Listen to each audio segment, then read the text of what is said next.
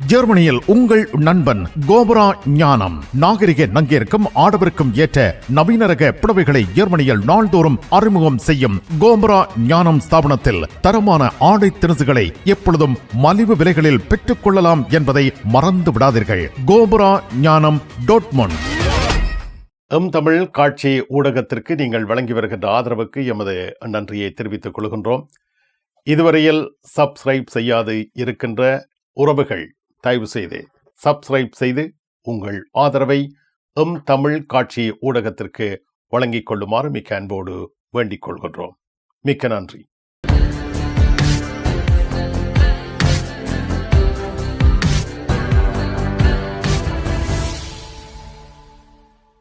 Germany நாட்டில் தொழில் கல்வி பயில்வோர் அந்த கல்வியை நிறைவு செய்யாதவர்களாக இருக்கின்றார்கள். இதனால் பயிற்றப்பட்ட தொழிலாளர்களுக்கு பெரும் தட்டுப்பாடு நிலவுகின்றது. ஜெர்மனியில் தொழிற்கல்வியை ஆரம்பிக்கின்றவர்களில் 30% இந்த தொழிற்கல்வியை முற்றுப்பெறுகின்ற நிலையில் முடிப்பதில்லை என்று தெரிய வந்திருக்கின்றது. குறிப்பாக ஜெர்மன் நாட்டில் இவ்வாறு 3 மில்லியன் இளைஞர் யுவதிகள், 30 லட்சம் இளைஞர் யுவதிகள் தமது தொழிற்கல்வியை முடிக்காத நிலையில் உள்ளதாக தெரிய வந்திருக்கின்றது. இதன் காரணத்தினால் ஜெர்மனியில் பயிற்றப்பட்ட தொழிலாளருக்கு பாரிய அளவு பற்றாக்குறை ஏற்படக்கூடிய வாய்ப்பு இன்னும் அதிகரித்துள்ளதாக தெரிவிக்கப்படுகின்றது. உடல் ரீதியான வேலைகளை செய்கின்ற தொழிற்கல்வியை ஆரம்பிக்கின்றவர்களிலே கூடுதலாக இந்த தொழிற்கல்வியை முழுதான நிலை முடிப்பதில்லை என்று தெரிய வந்திருக்கின்றது. குறிப்பாக ரெஸ்டாரண்ட் என்று சொல்லப்படுகின்ற உணவகங்களில் இவ்வாறான தொழிற்கல்வியை ஆரம்பிக்கின்றவர்கள் மற்றும் சிகை அலங்காரம் போன்ற விடயங்களில் தொழிற்கல்வியை ஆரம்பிக்கின்றவர்கள் மற்றும் தொழில்நுட்ப ரீதியான தொழிற்கல்வியை ஆரம்பிக்கின்றவர்கள் இவ்வாறு முழுதாக தமது தொழிற்கல்வியை முடிப்பதில்லை என்றும் இந்த புள்ளிவிவரத்தில் தெரிவிக்கப்பட்டிருக்கின்றது. இதே வேளையில் வங்கி மற்றும் காப்புறுதி போன்ற துறைகளில் தமது தொழிற்கல்வியை ஆரம்பிக்கின்றவர்கள் முழுதாக இந்த தொழிற்கல்வியை முடிக்கின்றார்கள் என்று தெரிய வந்திருக்கின்றது. இவ்வாறு இளைஞர் யுவதிகள் தொழிற்கல்வியை இடைநிறுத்துவதனால் அவருடைய எதிர்காலம் பாதிக்கப்படுவதாகவும் இந்த நிலையை மாற்றுவதற்கு அரசாங்கம் சில நடவடிக்கைகளை மேற்கொள்ள வேண்டும் என்று பல பொது அமைப்புகள் அரசாங்கத்திடம் வேண்டுதலை விடுத்திருக்கின்றன. ஜெர்மனி நாட்டில் இருந்து IS தீவிரவாத குழு தலைவர்களில் ஒருவர் நாடு கடத்தப்பட உள்ளார்.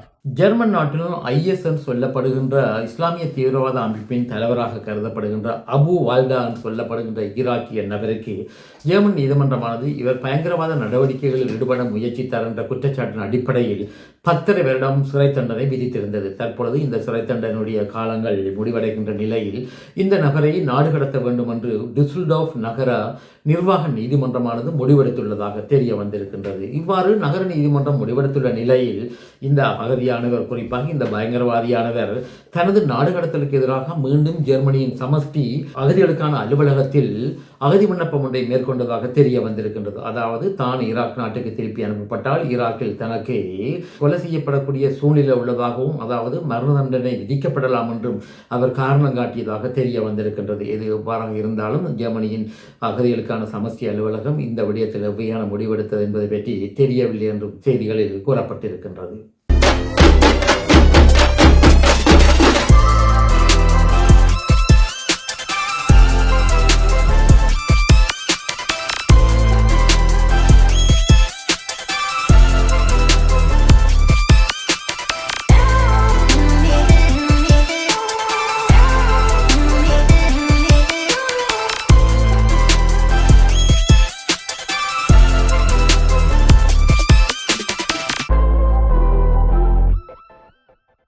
ஜெர்மனி நாட்டில் அகதிகள் எண்ணிக்கை குறைவடைந்து வருகின்றது. ஜெர்மன் நாட்டுக்குள் வந்து அகதி விண்ணப்பம் கோருகின்றவருடைய எண்ணிக்கையானது 50% குறைவடைந்துள்ளதாக தெரிய வந்திருக்கின்றது. கடந்த ஆண்டு 6 மாதங்களில் 1,40,000 இவ்வாறான அகதிகள் வந்து அகதி விண்ணப்பத்தை மேற்கொண்டதாகவும், இந்த ஆண்டு 6 மாதங்களில் அன்னளவாக 70,000 பேரை புதிதாக ஜெர்மன் நாட்டுக்கு வந்து அகதி விண்ணப்பத்தை மேற்கொண்டதாக தெரிய வந்திருக்கின்றது.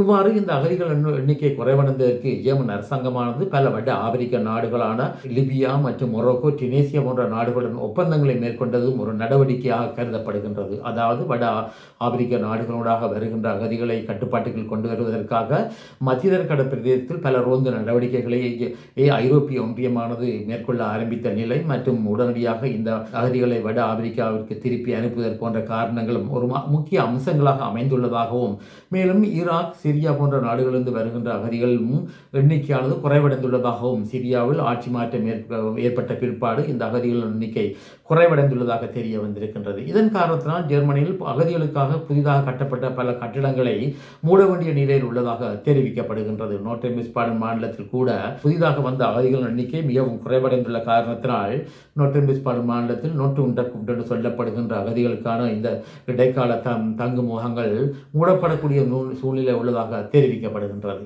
ஜெர்மனி சாபுருக்கன் மாநிலத்தில் நிகழ்ந்த கொள்ளை சம்பவத்தை தடுக்க முயன்ற போலீசார் மீது துப்பாக்கி பிரயோகம் மேற்கொள்ளப்பட்டதில் போலீசார் உயிரிழந்துள்ளார். நேற்றைய தினம் சார்லாந்து மாநிலத்தில் உள்ள ஃபெல்க்லிங்கன் என்ற பிரதேசத்தில் உள்ள எண்ணெய் நிரப்பு நிலையத்தில் ஒரு நபரானவர் அந்த எண்ணெய் நிரப்பு நிலையத்தில் வைத்து கொள்ளையடிப்பதற்கு முயற்சி செய்திருக்கின்றார். இவ்வாறு இந்த நபரானவர் கொள்ளை நடவடிக்கையில் ஈடுபட்டிருக்கின்ற பொழுது போலீசாருக்கு தகவல் தெரிவிக்கப்பட்டதாகவும் பின்னர் போலீசார் இஸ்ரேலுக்கு விரைந்ததாகவும் தெரிய வந்திருக்கின்றது.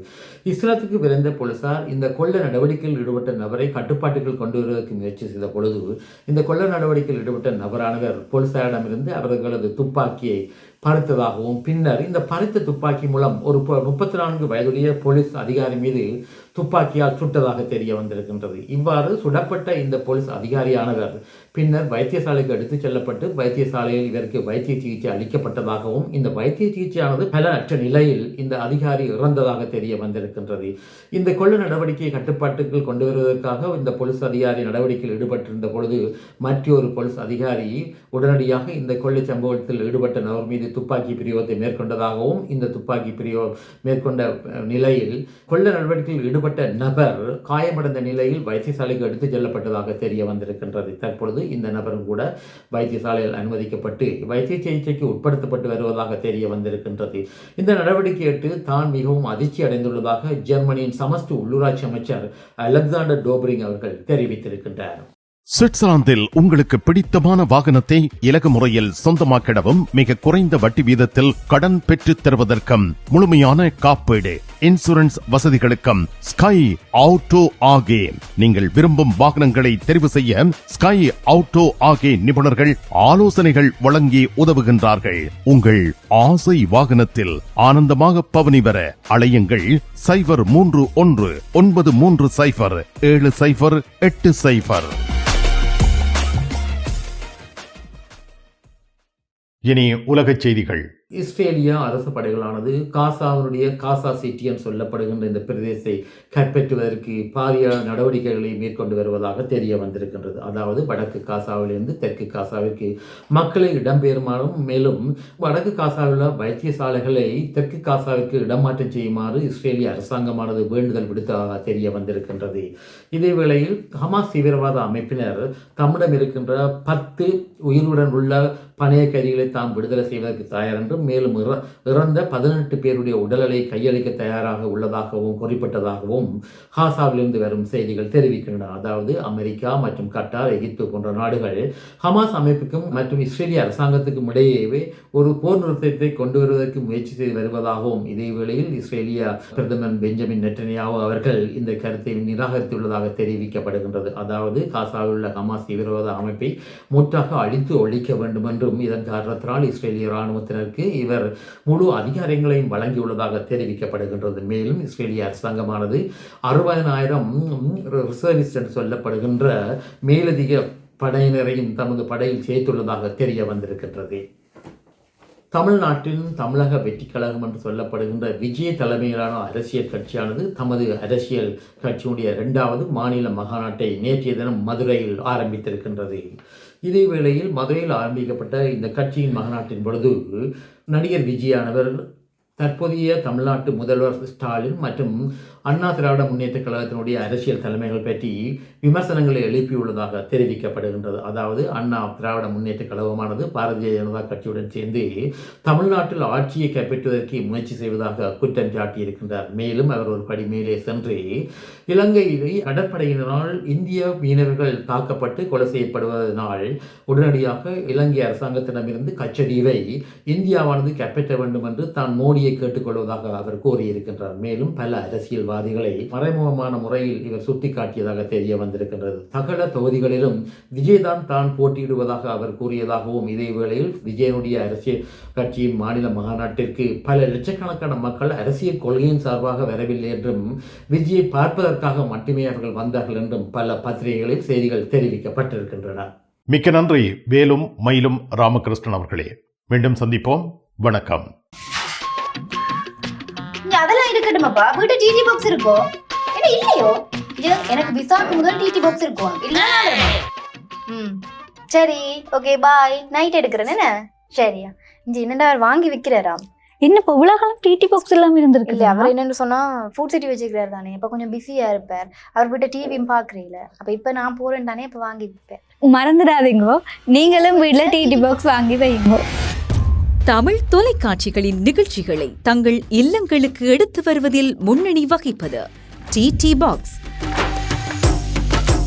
நீங்கள் விரும்பும் தொலைக்காட்சி நிகழ்ச்சிகளை இலகுவாக பார்த்து மகிழ டிடி பாக்ஸ். விவரங்களுக்கு 0049 1630 00 78 00.